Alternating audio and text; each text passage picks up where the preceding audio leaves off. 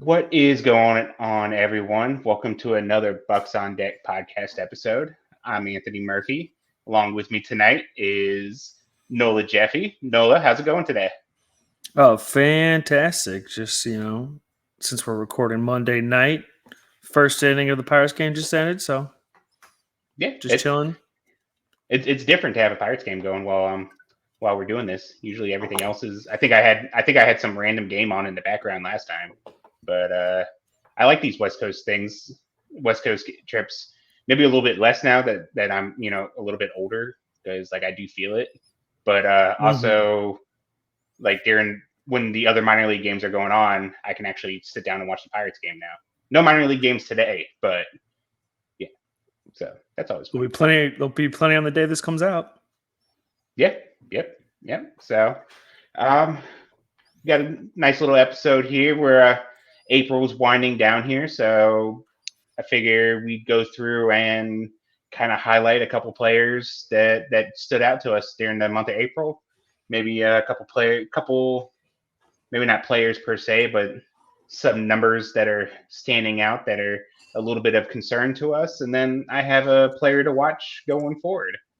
And then, of course, we'll hit up the Nola will hit up with his weekly preview, looking ahead, looking over your article. It looked like it's going to be a pretty exciting week or interesting week potentially for a couple of the systems. Yeah, even with there's a couple injuries, but it still should be Yeah, pretty fire.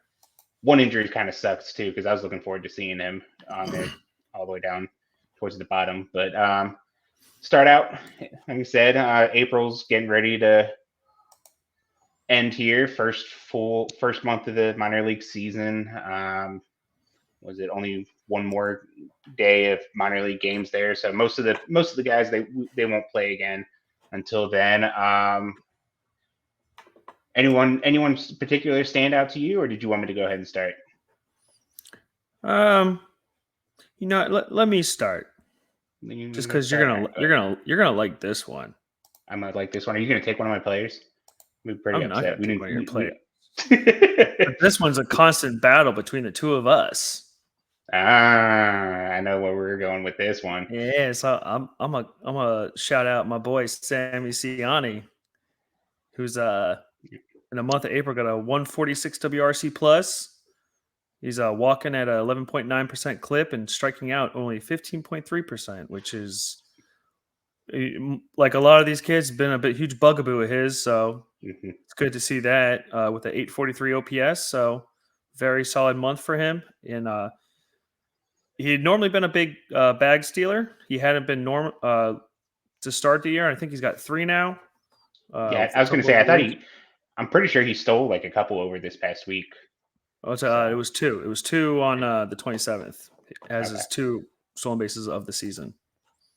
So just for reference here, because I'm pretty sure I remember what the because I was kind of digging through like the leaderboards and stuff like that. Do you have the WRC plus pulled up still for the month or for the season? I guess. For Ciani, Or no, just for the whole system, or you just have Ciani's pulled up. I just got Ciani's right now. Oh, that's convenient I because could, I was going to when say because I'm fairly certain Hudson Head is like right there with it. So we're not going to look at any of the other numbers. Maybe home runs. The well, WRC. yeah, he's directly below him at a 135. See, the battle continues. Yeah, we won't talk about the other numbers in his I mean, batting I line, mean, but Hudson Head's been efficient. He's been efficient with his hits. Like they've all gone over the fence, and then he doesn't want to show anybody up, so he's just kind of he's going to hit his home run here and there. And he just does trot the Ciani have a bases. walk off home run? Does Ciani have I a don't walk think off so. home run? I didn't. I I didn't don't think think so. so. I didn't think so. Well, Okay. Okay. So no, Ciani's played good. It's good to see one of those guys kind of do something, I guess, or maybe something that will warrant pushing some of these guys in Double A who just kind of been hanging around for as long as Ciani and them's been hanging around in High A. yeah, So but then that kind of leads into the other point that actually I that point I sent in on your spot on NS9 this morning. yeah, hitting prospects don't exist until they reach out to you. and then they literally cease to exist once they get there. Which and even then, like it's like they might get caught up going on a hot streak. It's like, yeah, but we have to wait till next year. See what they do next year. Yeah. All right. Well, staying in high A, we had thought about, or you had asked about if we were doing like one per level. I said it'd probably be hard to find one per level there. So I'm going to stick in high A, and I'm a pitching guy, so I'm going to have to go with a pitcher, and I'm going to go with Patrick Riley. He's been and he's a guy that really intrigued us after the draft. We kind of assumed he'd get a shot as a starter. Control, the big bugaboo for him in college, and I think he walked like 8 or 9 batters in like 9 or 10 innings last year with Bradenton. So like the walks were showing there. A complete 180 flip so far. What is it? He has a 9.1 walk rate. He's striking out 43.9% of the batters he's facing. And then when you look at like the swing and miss, like he's not losing anything with his with starting, stretching out past a couple innings. The swing and strike rate is like 32nd out of all players in the minors that have at least 10 innings pitched, and that's over 1,000 people, 1,000 players. He's 32nd in swing and strike rate, 28th in xFIP, and then 29th in strikeout or K to walk. So really good start for him. Been a little bit by the home run bug, but I mean he's playing in Greensboro, so that'll happen. Well, and I think even something like that. I say even further, like speaking of who's pitching, neither recording Falter and Jared Jones. It's just with the type of stuff he has and the shape he has on his pitches. I mean, he's going to be pitching top of the zone, so it's something you're going to have to kind of live with. Yeah. I mean, yeah, like you said with like Jared Jones, we've seen that with Jared Jones in the majors. Sometimes when you just throw gas like that at the top of the zone, like batter squares it up. That's plenty of velocity for them to turn on. So it happens. It's going to happen even more in Greensboro. I know I looked at it. His home run rate or the fly ball rate was like 20%, and like league average is usually around 10. So he's like double that. That's something like we saw with like Sean Sullivan, to where we kind of assumed that would kind of level out. I think Sean Sullivan's was even higher than that. He had a ridiculous. His was like in the 30s, I think, or really close to 30, which was insane.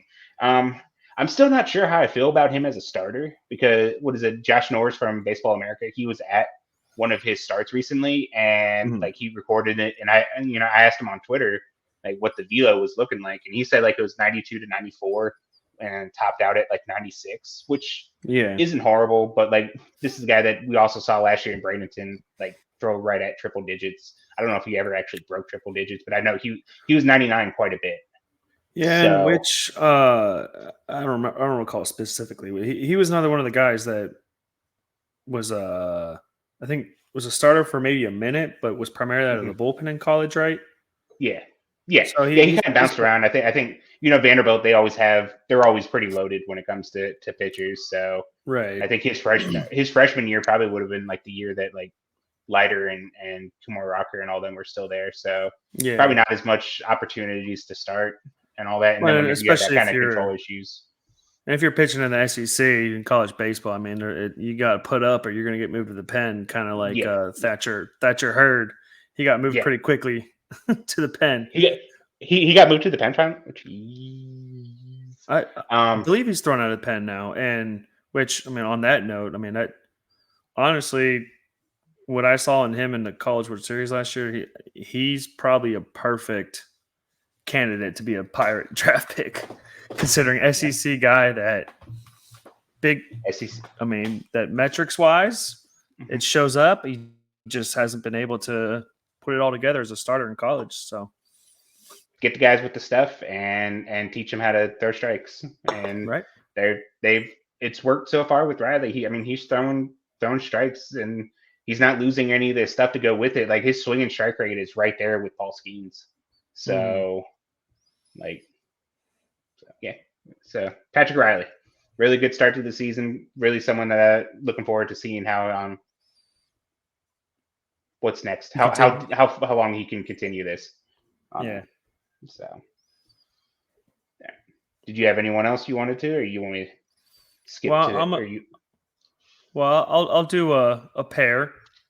Okay. And I guess the theme of this podcast is going to be Greensboro, who, let's be honest, is kind of really the darling of the Pirate system right now. Yeah. And I had mentioned this earlier to you, Alessandro Ercolani and Wilbur Dotel. Mm-hmm. They both have almost identical pitching lines right now. They've each thrown 15.1 innings in 4 games. They each have 2 earned runs. They each have 6 walks. Ercolani has 14 strikeouts and 11 hits against. Dotel has 10 hits against and 15 strikeouts. But yeah, a 1.17 ERA for both.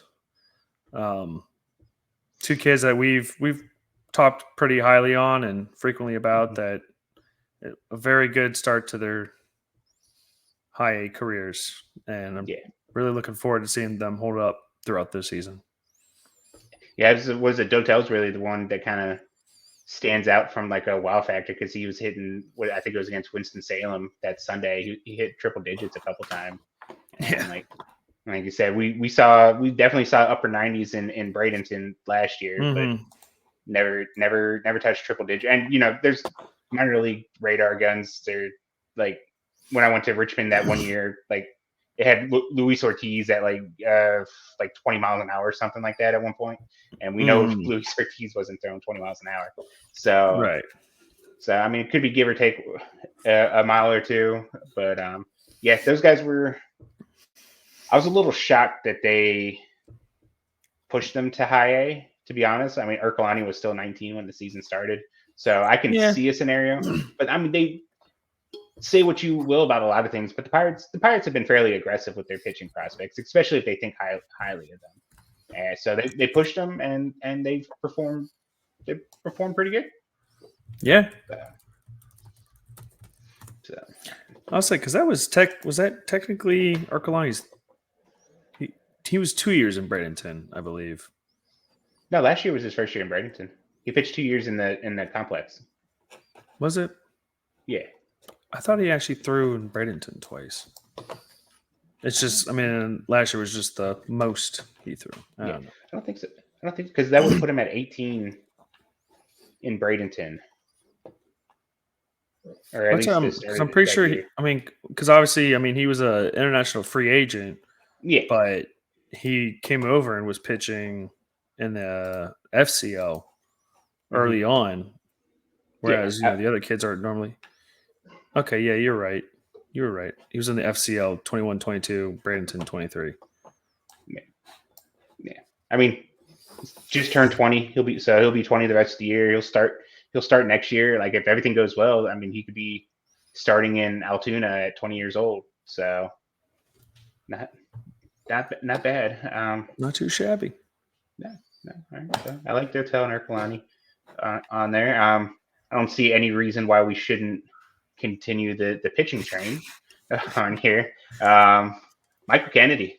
Michael Kennedy was like, he was another prep pick that they gave an overslot to.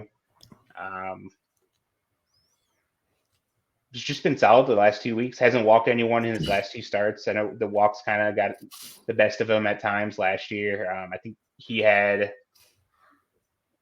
one of the games in Bradenton he played. He had like 5 walks in like 2 or 3 innings or something like that. It was like his last appearance of the season, longest season he's probably pitched. So probably worn down and stuff like that. But walks were something I was a little worried about coming in. And then so he doesn't have like an overpowering fastball. I think right now he's averaging right at 90 miles an hour with it. He's gotten up to 92, but usually sits in that like 89 to 90 range with it. But the 25% strikeout rate with it. He has a whiff rate right under 30%. And like 30% is like, if you can get over 30% with whiff rate with the fastball, I mean, that's you're doing pretty good for yourself at that point. And then too, Yeah. when you think about people who get over that 30% whiff rate, you're usually thinking mid to upper 90s with the fastball, and he's doing it at 90. So, prototypical like Pirates guy. He has his extension pretty good extension. I kind of like mapped it out on there. He'd be about in like the 70th percentile in extension among like major league pitchers. So Pirates love their soft tossing lefties with extensions, with big extension. Like that. Yep. Low arm release point. The approach angle, it's like trending in the not like ideal way kind of thing, but it's still on the right side of it. A lot of arm side run on the pitch, just for like a fastball that you probably wouldn't think too much of. He does a good job at generating miss and stuff like that, and it's really helped him out in Bradenton so far. So it's been real solid. Bradenton's got a couple guys that are really starting to kind of come on and stuff like that. I'm gonna talk about another one later. But, yeah. Well, and that's something that we've also been just kind of talking about since spring, and when we were seeing the data from TJ Stats, that there just seems to be a heavy emphasis on flat two-seamers with a lot of these pitchers lately. Yep. A lot of you can kind of see. You look at the shape and the metrics and all that of a lot of the fastballs in Bradenton. As you know, there's a lot of the 2023 draft class there, and you can kind of you definitely see a trend. You can definitely see. I think I read somewhere where like they asked Ben Cherington about like if there's like a certain type of pitcher or something they go to, and he did the usual can't really zero in on one type because then you miss things or if they get taken. But like I mean, there's enough of a 1+1 kind of thing going on here to where it's like, okay, well you clearly have you have a type. You have a type. You don't want to admit it, but like there's a type you go after. And sure seems to be a lot of guys throwing flat sinkers lately. Yeah. From a low arm slap. So, but Kennedy, solid guy. He'll be 19 all year. Like his birthday's in November, so like he'll be 19 all year in Bradenton. So it could be 20 going into Greensboro next year. So maybe even later this year. Who knows? Maybe even later this year. Yeah. So that's my two guys. Did you have anyone else you wanted to wrap up on? I got one more. I got one more here. If you want me to just knock him out the way. Yeah, you go ahead. All Your right. boy. Well, yep. You know we can't have a standout. Talk about some standouts, and we can't and not talk about my boy Omar Alfonso. So I kind of talked about it. I talked about it a little bit on NS9 this morning. But Baseball America also had an article out with him, which really good timing with it, talking about like some StatCast standouts and stuff like that. And I dug a little bit more into it, like his exit velocity numbers, which is something I kind of made note of last year that kind of made him intriguing, kind of what made him stand out to me and stuff like that. He's taken a step forward in almost every single hitting metric that you can put together. His max exit velocity is up. All his percentile exit velocities is up. In-zone contact rate, he already had an 82% in-zone contact rate last year, which was one of the better marks in the system. He's got that up all the way up to 88%. The whiff rate, he's dropped that down. Huh? Is that good? It's okay. It's okay. Better than a lot of the other players in the system right now. Yeah. The hard hit rate, that's up by 10%. The barrel rate is up. He's 9th in the Florida State League in WRC plus, 6th in walk rate. Like he has the second best swing and strike rate among all qualified hitters in the Florida State League. So it's getting to the point now to where like he's getting much better than the competition he's facing, and I would like Wilbur and I talked about it on the website today. It's like I would imagine it's probably close to time to start talking about maybe giving him that push up to Greensboro. There isn't to like I was thinking that someone like Blanchard would get more playing time there, and with him not just getting the primary playing time there, I just like you can push Alfonso up there, have him take them, and still play him catcher at first base, and he's not really stealing at bats from anyone. Yeah, for some, it does seem like I guess they still have a thing for Ross, or they're just keeping him there to hold down. I was very surprised. Keeping him there to hold a spot. Yeah, I would still assume that. I still would have assumed that Blanchard would get the majority of the playing time on there. So the fact that they not only do they keep Sean Ross as the catcher, but they also are prioritizing him there, kind of speaks to it. So, but those are some guys that kind of stood out to me in April. Be interesting to see how they get forward. And since I've kind of turned into a buzzkill on NS9, maybe I can just carry that over to here to some numbers as I was kind of playing with the leaderboards and stuff like that. Some stuff that didn't seem as good. I guess I'll go ahead and just kick this off here, and I'm just going to go straight up pretty much with like the Altoona rotation outside of Sean Sullivan. Sean Sullivan's been good. Like he's allowed 1 run in his last 2 starts over 10 innings. Strikeouts, I mean, he's not a strikeout pitcher, but like he's getting outs. Most everyone else is struggling. Like Solomito, he's struggling, and like I can rattle off the numbers, and they're going to sound very concerning. But he had multiple setbacks during spring training, to where like he's probably still building up. He's probably still like starting this upcoming week and going forward. We're kind of probably going to want to see him get back to form and stuff like that. But like I guess it's not too surprising that he's off to a slow start. Not really striking out many guys, walking a lot more, not getting a lot of swinging. Bo Chandler only has a 10.5% swing and strike rate right now, which is really low for him. Like most of his numbers aren't horrible. Like it's just, I think the command in the strike zone isn't quite where it was at the end of the year last year.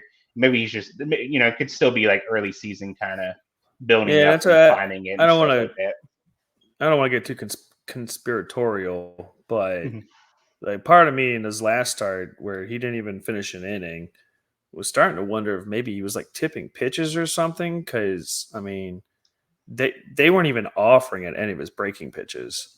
Yeah. And the fastball, I mean they couldn't square it up, but they weren't even chasing that. Like no, it was too far in the zone. Yeah, it was either way too high, or when he got it near the zone, I mean, they were fouling it off and everything, and then they just were waiting. And they, which would he give up? I think he only gave up 1 hit, I want to say. Yeah, he gave up 1 hit, and I think he hit a batter. Did he give up a hit, or was it just like 2 walks and a hit batter? If I want to say there was a hit batter, 2 walks, and a hit. Okay, is what I believe. Yeah, he just wasn't finding the zone, and like I said, the breaking pitches, they weren't even offering at him. So no, the breaking pitches, like I think all off season I'd been mentioning that like I feel like the breaking pitches are the thing that's still looking to take a step forward for him. But like even at this point for him, they still weren't as effective as they usually are. I think a lot of it too is he gets. It seems like he lets like his emotions on the mound get the best of him at times. Like there's a couple calls that were like really close, and he did like the hop off the mound and start walking off trying to get the call, and he didn't. And then you can see like the body language and him get frustrated and I mean that's part of a 21-year-old who he pitches with a lot of emotion and stuff like that. But I don't think like the numbers are concerning, but like I'm not really concerned about them overall. It's 1 month. All like Solomito and Chandler, they're still super young for the level. Like someone like Kobe Chen, I was never really too high on him anyways. I think most people were higher on him than I've been. So like I'm not saying I predicted him doing this poorly, but also like I'm not surprised he's struggling a little bit in Double-A. Probably not to this extent, but He's the kind of pitcher where obviously, and especially in lower levels, he's going to get by purely just off of being that much more advanced Hmm. than the type of hitters he's facing. But once he Having gets to the 6 or 7 hitters that are, pitches. yeah, and he commands them all rather well, but pitchers or hitters that are going to be able to handle that type of stuff are going to see Hmm. it and spit on it and crush the bad ones. But Yeah. yeah, I know something that you'll talk about even often, but a lot of these guys like a Solomero or Bubba, I mean, technically they would be in their junior year of college right now. Yeah. So Yeah. they're Right. far more along than Then they're, yeah. it's fine. So There's like time. you think. Oh yeah. Well, like you've already brought up Thatcher Hurd here, and they were in the same draft class out of high school. So like Hmm. you think about it, Thatcher Hurd's like working out of the bullpen now with LSU, and if Yeah. like let's just say in theory that the Pirates draft him, he'll probably be starting in Greensboro at best. Right. And, there's always the chance with someone like him, he gets kept in like Bradenton or something like that. So when you think Hmm. about it, like same age next year, you'll see some of those kids pitching in low A, and they pitched and Solomero and Chandler pitched all year in Double A. So Hmm. still ahead of the game. They still got a lot of stuff to work on. They're still not finished products. It wasn't a great start to them, but like I have zero concerns about those two specifically going forward. Hmm. So one guy I think I am concerned about. I'm gonna squeeze this guy in real quick, and then if you got anyone too, um, I got another one that's going to kind of lead into a small rant. But another guy that I think I am ready to hit like the panic button with is Charlene Polanco at this point, and I mentioned it in the I think it was in the group chat that he just doesn't seem like he has the ability to adjust to breaking pitches at all. Like he looks, I Mm. think there was an at bat. They threw like 3 straight curveballs and he just swung and missed at every single one of them, and just wasn't close. He's still chasing Yeah. way out of the zone. His swing and strike rate is 22%. His in zone contact rate's 69%. He has a 35 WRC plus. So yeah, he's I mean he's one of those guys that like you and I will get more excited about than like people that just really follow the Pirates and stuff like that, because like we kind of watch them, so we see like the tools and we see like the overall skill Right. set and stuff like that. Right. So he was always a guy that would probably excite like me or you more than the rest of the crowd. It's just that hit tool is just not coming around. Like he got off to this kind of start last year, and then he like slowly improved leading up to his Hmm. injury. So I guess maybe we can see that again. But the fact that he's repeating the same level and it's like the exact same thing all over again, I think is pretty concerning at this point. Right. So So that could probably lead me down a long road of ranting itself. Just in part, I don't know what it is, especially with like these younger kids and especially the international free agents. I mean, the now release Alexander Moika, uh, Michael Escato, who's in his third season in Greensboro. So many of these kids that we have a lot of hype on, which is why we kind of feel the way we do now, where a hitting prospect's not a prospect to hit a Altoona, because a lot of so they're not even getting out of A ball because you see them in Bradenton, and sure they'll hammer a fastball, but they look like they've never seen a breaking pitch in their life. mhm. And then you're just like, okay, well, maybe after a couple of months they'll adjust, Mhm. and it's like, okay, a couple of months have gone by, give them time, they're still young. Then a year later, okay, they're still not adjusting. Like, what's going But on? yeah, then it like it turns into okay, well they were super young for that level. Maybe so I guess like someone like Jordani, like if we're to see Jordani De Los Santos this year, like it was Mm-hmm. like last year, like we got all these reports, like Eric Birdland told us, like and like you could tell by the numbers he was that De Los Santos was probably one of the best, if not the best players in the FCL most of the time. Like Right. any given moment when he was on the field, he was probably the best player there. And I'm not like like me bringing up anybody or anything like that's not me like discrediting them or anything like that, but because like the statistics backed up everything they were saying. And then he gets to Bradenton and it's like, oh, this guy's like, he was so overmatched that it was like, I felt bad for the guy at times. Cause like, he just didn't look like he had a plan, never made adjustments. And he was just overmatched by every pitch he saw, like he was getting overmatched by. But then like at the end of the year, you're kind of like, okay, well, I mean, he was 18. Maybe, maybe, or like with Polanco. Okay, well, he was 19 last year, so maybe he saw it. Maybe the experience will help. And then, but nope, we're still here, still doing the same thing. Yeah, which is kind of funny because I actually just looked up Escato I mean, he's not even 22 yet. Yeah, it's insane how so that would have put him right around like 18 that first year in Bradenton. Yeah. Children. Did you have anyone that kind of stuck out for you? Did you want me to get into my little mini rant real quick? You go in your mini rant because I mean, for me, well, I'll just go into this real quick and just. I know we probably agree on what I'm about to say more or less. You probably have some different views on. I don't know. I'll get into it and then. I was gonna say mine was just gonna be a quick glance. Like the 7-day again, just in short. Let's see, from the MLB all the way down to Bradenton, the 5 teams, only Greensboro had a higher team OPS than league average. Everybody else was under. Bradenton was way under. Bradenton had under a 500 team OPS.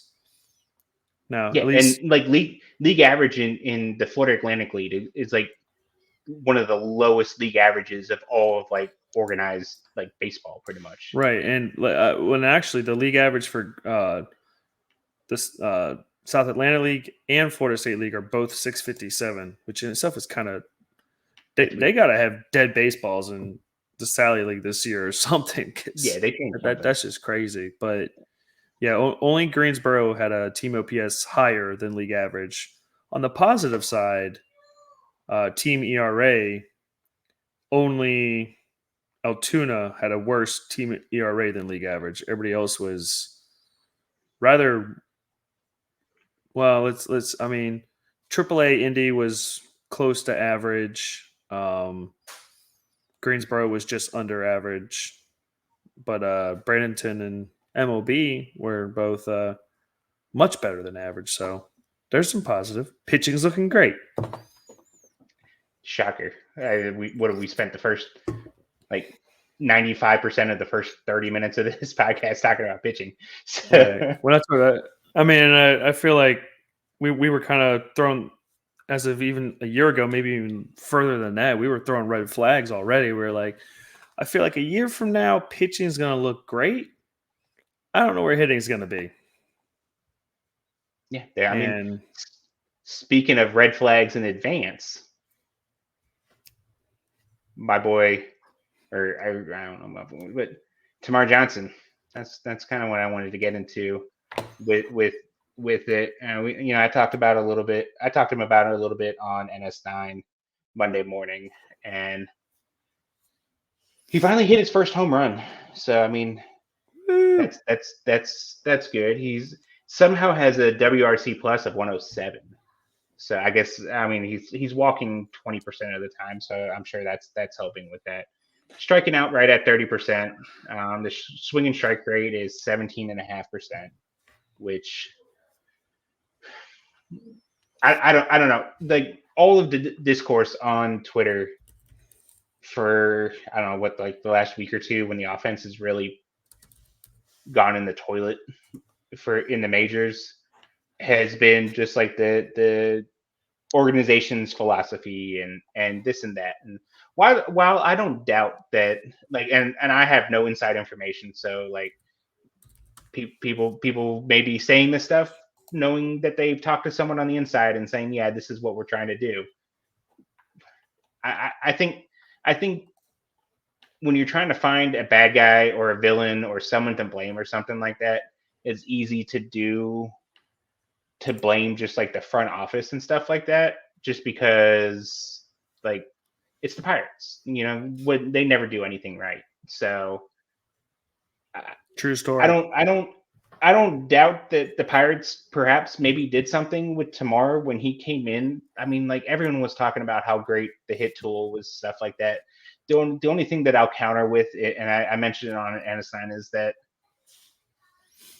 he's a high school kid, and you're putting that kind of grade on a high school kid. It's no matter what kind of competition you play, the step from high school, the step up from competition that you're seeing in high school to low A is so insanely wide that, like, I mean, he was probably facing pitchers that weren't even getting like college offers, or like they're going to D2, like, I mean, I don't know what their competition is, but like, I just, and looking at some of Termarr's numbers, and I watched a video, I have a video of his, all his plate appearances from Bradenton last year or 2022, right after he got drafted.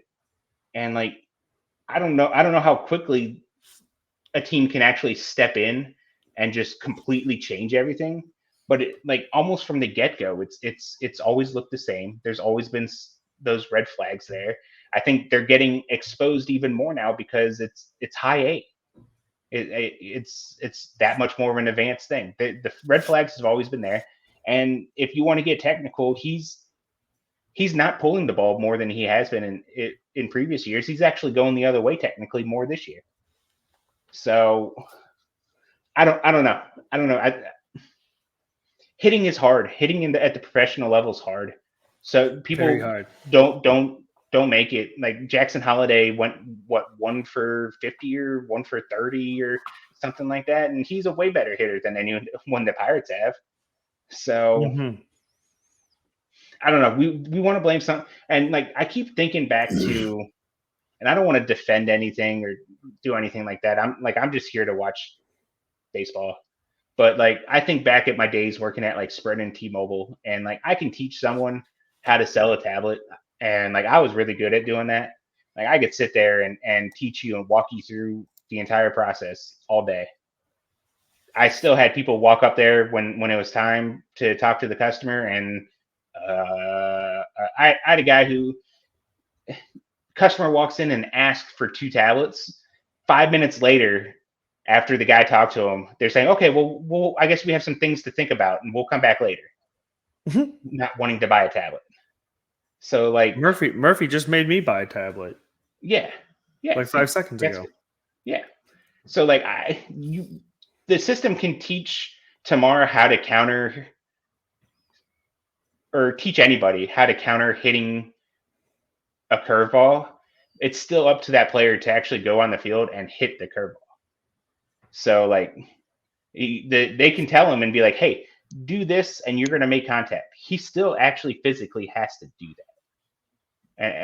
And this is part of the reason why, like, as I've been going more into the drafting, the thing that's frustrated me now, thinking about it most about the drafts under Charrington, especially with their first round picks, is that they put themselves in such a hole with a lot of these with the picks, because they're all these hit first guys that have, like, if they're not hitting, they provide zero value to the team.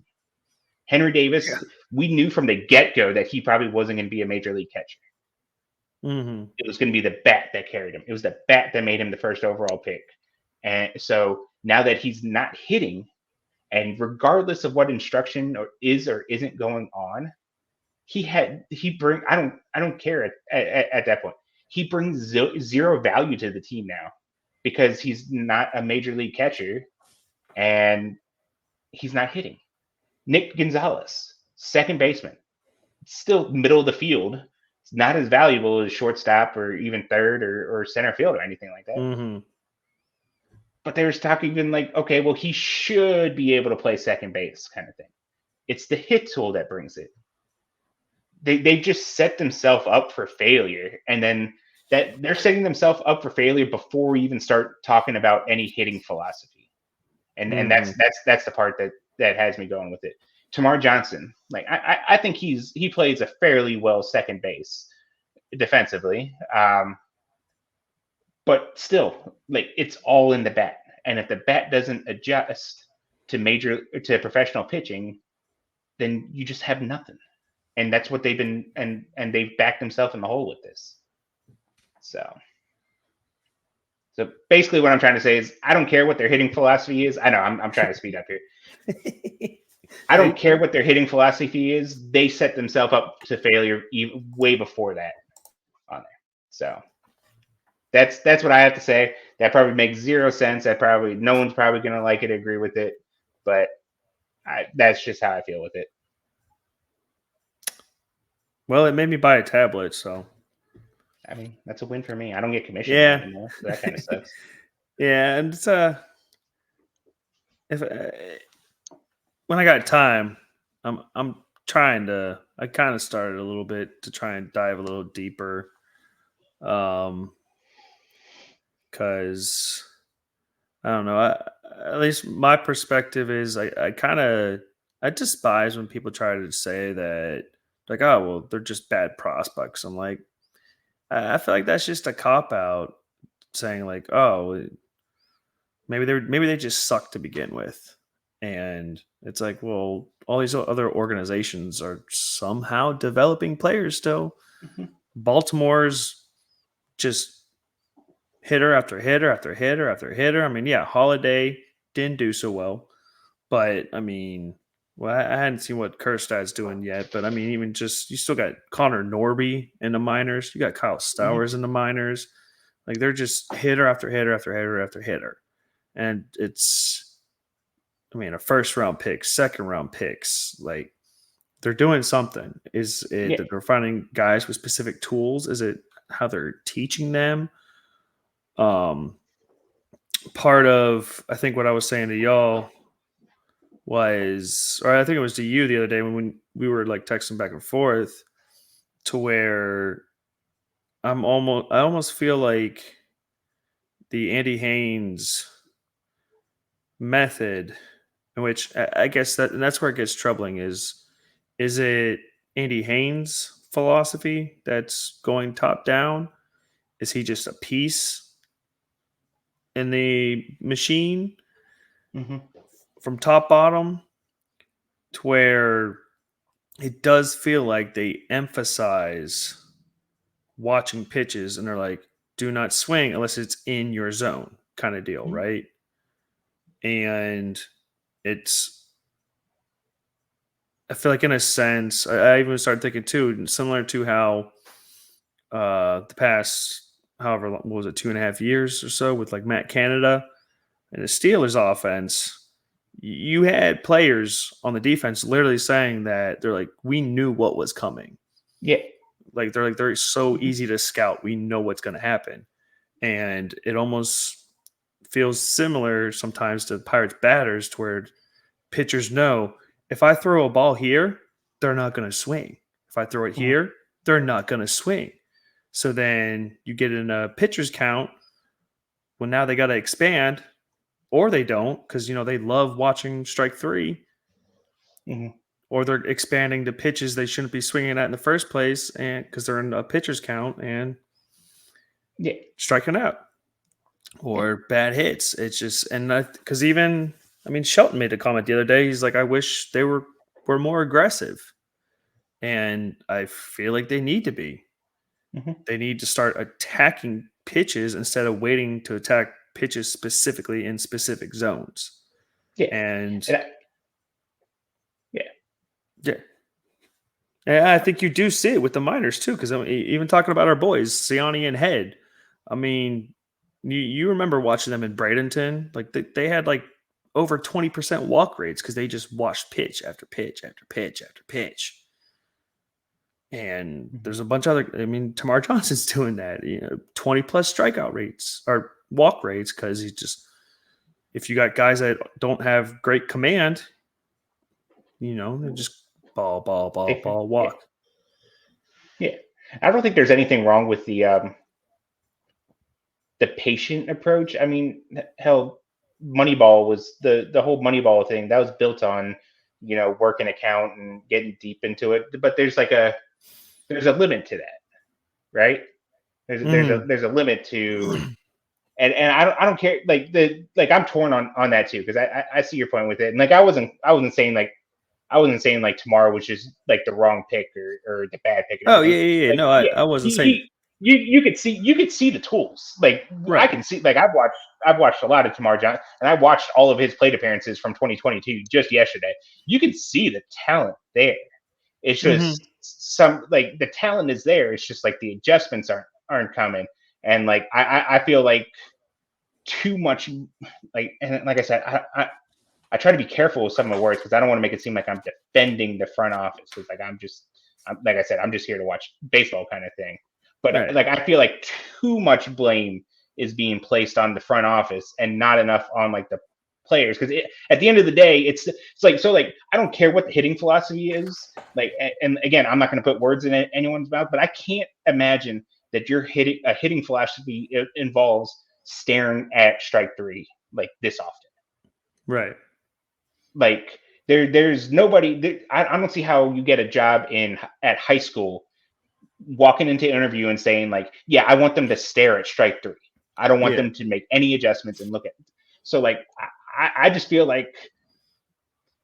there's plenty of blame to go around with the front office if this is what their philosophy is, top down. There also needs to be more of an accountability as well to the players that yes, they want you to wait for the pitch in your zone and stuff like that, but also there's a certain amount of pitch recognition and stuff like that you got to have on your own that shouldn't have to be taught to you and stuff like that to make to make better contact than what's being made right now. Yeah. So I guess my stance is just not enough blame is being put on the players, maybe, as far as we just want to just 100% front office is doing this, front office is ruining all the prospects. Yeah.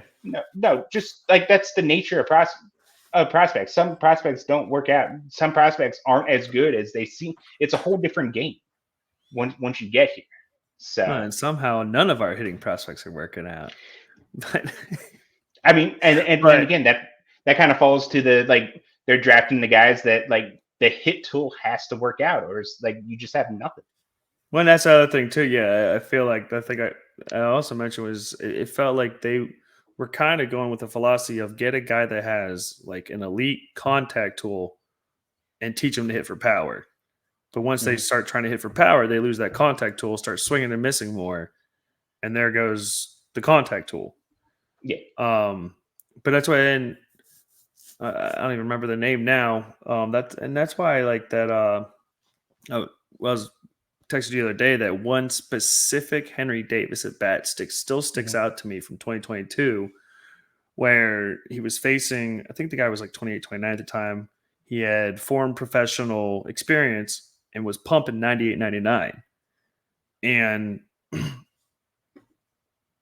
he was throwing at the top of the zone, and Henry Davis was getting to it. He was fouling it off. And I'm like, I mean, this guy's throwing 98, 99, and he can't blow it past him. Henry Davis is it. I mean, if he can get to that ball, even just to foul it off, he's it.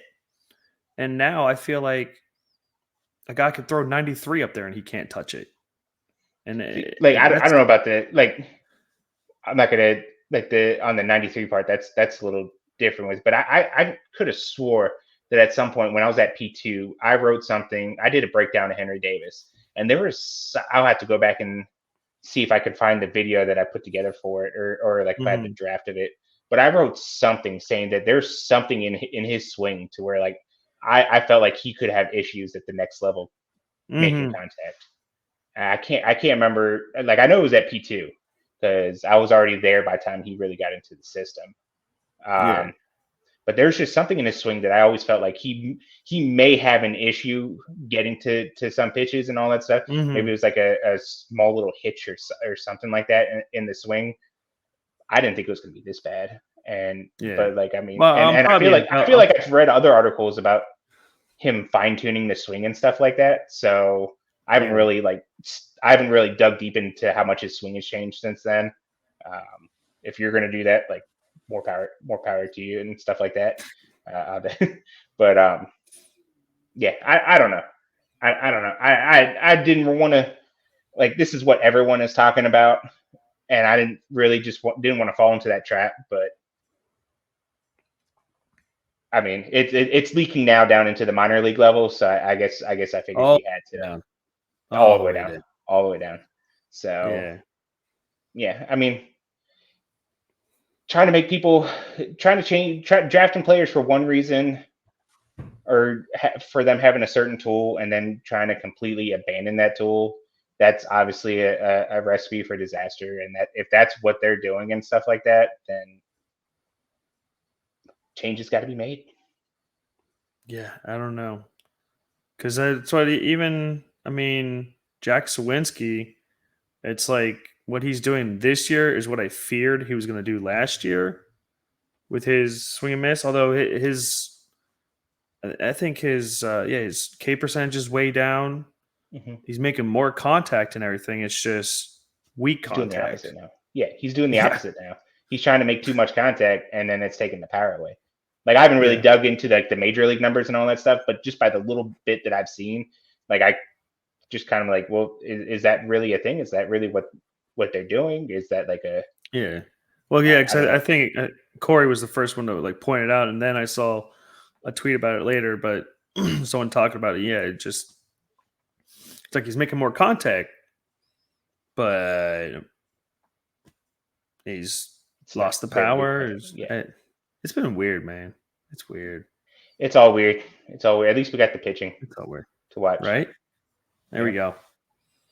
yeah. That's Win gonna be every game, good. 1-0. Mm-hmm. All right.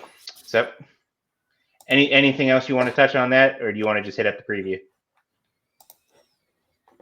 We could just roll through the preview. All right, we can go and roll through the preview.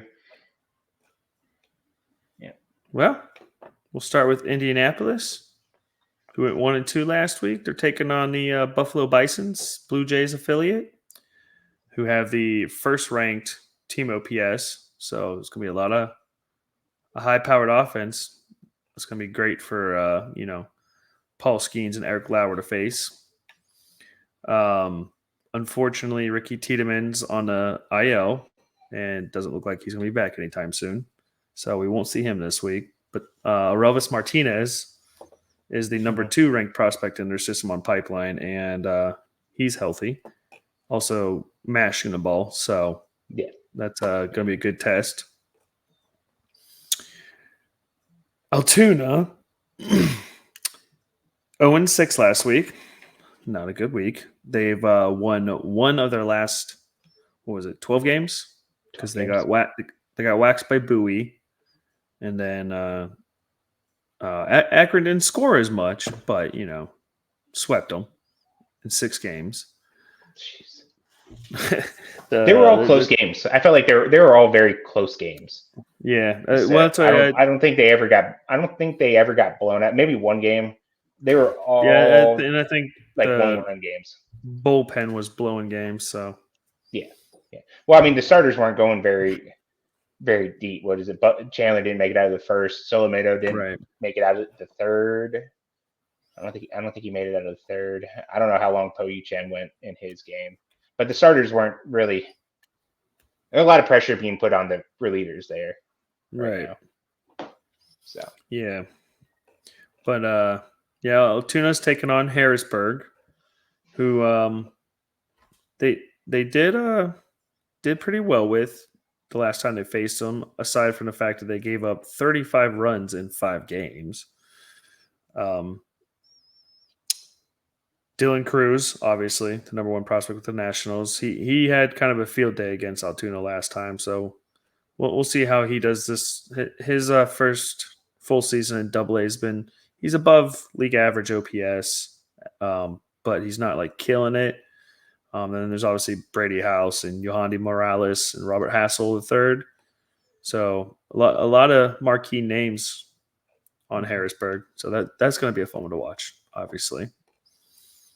The golden child, the Grasshoppers, they They're taking on Winston-Salem White Sox, who ranked ninth out of 12 in team OPS and 12th out of 12th in team RA. So in Greensboro, time to tee off. Time for Hudson Head to help out his batting average of balls in play. Does he have one yet? Yeah, I think it's like 200 or something. Ciani to probably hit 4 home runs this week, And then obviously that stout pitching staff to pad their stats going against a pretty bad offense. But Noah Schultz, the White Sox second-ranked prospect on Pipeline, but also consensus top 100 prospect. Big lefty. Exciting kid. Mm-hmm. Then Bradenton, who went 1-5 last week. They have a lot of their games were also close too. So I don't think Bradenton's going to be a great team, but I feel like they're on the verge of maybe it's showing on in the win column a little bit more often, kind of thing. Well, similar to what we were just saying about the Pirates, they're going to have to, or even just in general, they're going to have to win games 1-0 with that offense that had a sub 500 team OPS, but they did have a 2.65 team ERA, so that's always good. That's good. Yeah, but they're going against Fort Myers, who unfortunately Walker Jenkins is hurt. It's a lagging hamstring injury, so he probably won't be back. I don't think he's been doing anything. On top of, I had thought for a moment, I was looking and saw, Brooks Lee was injured. I was like, maybe he'll rehab, but he had a back injury in spring training and doesn't look like he's returning anytime soon. So we won't get to see a rehab in Brooks Lee. So, but they do have a couple of 2023 prep draft picks, Charlie Soto and Brandon Winokur. I remember we were talking about Winokur at one point because we wanted him to be their late prep bat because he was just a big ginger that just mashed at that in that the combine. I couldn't remember the name of it. Yeah. He looked good. I really like Charlie Soto through the whole process too. And I saw Birdlands posted a couple videos of some games he went to, and the stuff looks good. He's pitching really good right now for being a prep kid going straight to low A. So good. So it's we're not going to get to see Walter Jenkins. Right.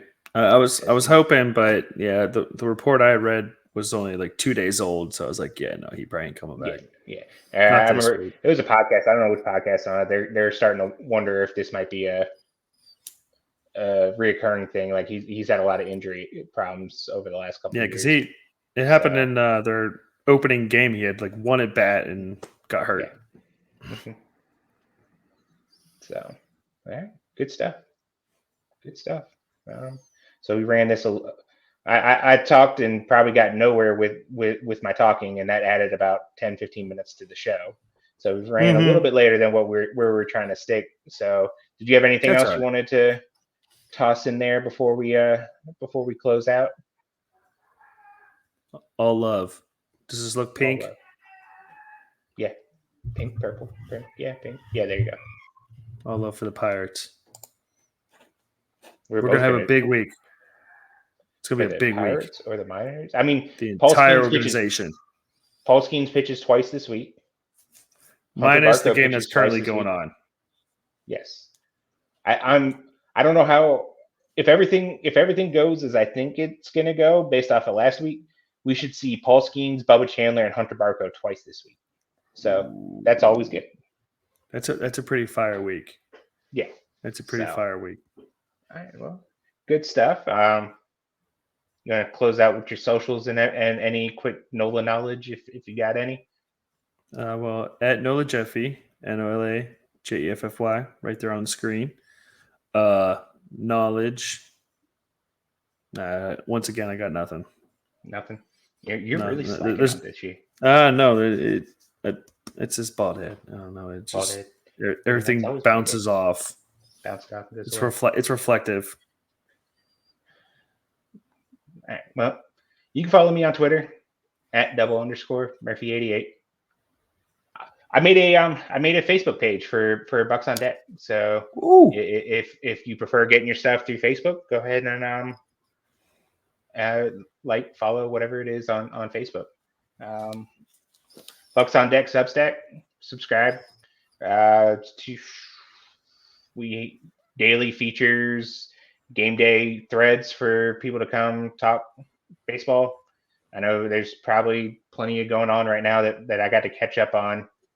Morning I've been missing it quite a bit. Yeah. I mean, we just updated our top 25 prospect list after the Quinn Priester. We're talking about doing a midseason update. I think we'll have to get together with Wilbur and everything like that and see if that's what we want to do. I don't want to do anything too early and make it too drastic, but I think that'd be some interesting changes that can go on. I do video breakdowns at least one a week. I'm going to be making a trip to Bradenton at some point coming up. So you'll get all the content that I get from down there. It'll be during the FCL season. So maybe I'll be able to get a Tony Blanco home run on video. That'd be pretty huge. That would be. But yeah, everyone, thanks for tuning in. Like I said, subscribe, Bucks on Deck. Have a great day. Enjoy.